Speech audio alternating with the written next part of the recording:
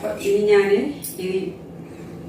ഇതാണ് ഇതിന്റെ കൂടെ കഴിക്കാൻ പോകുന്നത്. ഇത് കാണുമ്പോ തന്നെ ഇതെല്ലാവർക്കും ഒരു കൊതി വരും. അതാ ചെറിയ പിസർത്താണ്.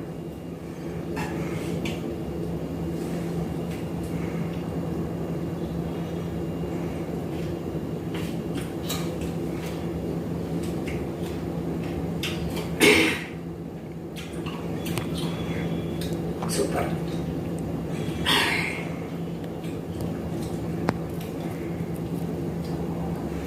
പുളി, എരിവും, ഉപ്പും അടിപൊളി. അപ്പൊ എല്ലാവരും ഒന്ന് ട്രൈ ചെയ്യാം. ഈ സമയത്ത് മാങ്ങ കിട്ടുന്ന സമയമാണ്. ഇതിന് വലിയ കാശ് ചെലവൊന്നുമില്ല, നമ്മുടെ വീട്ടിലെ സാധനം. അപ്പൊ മാങ്ങ വീട്ടിലില്ലാത്തവരാണെങ്കിൽ കാശ് കൊടുത്ത് വാങ്ങിയിട്ട്, അതായത് പുറത്തുനിന്ന് വാങ്ങിയിട്ട് കാശൊക്കെ വീട്ടിലില്ല, സോറി, പുറത്തുനിന്ന് ഈ സാധനം പോയി വാങ്ങിയിട്ട് നിങ്ങൾ എന്തായാലും ഇതൊന്ന് പരീക്ഷിച്ച് നോക്കണം.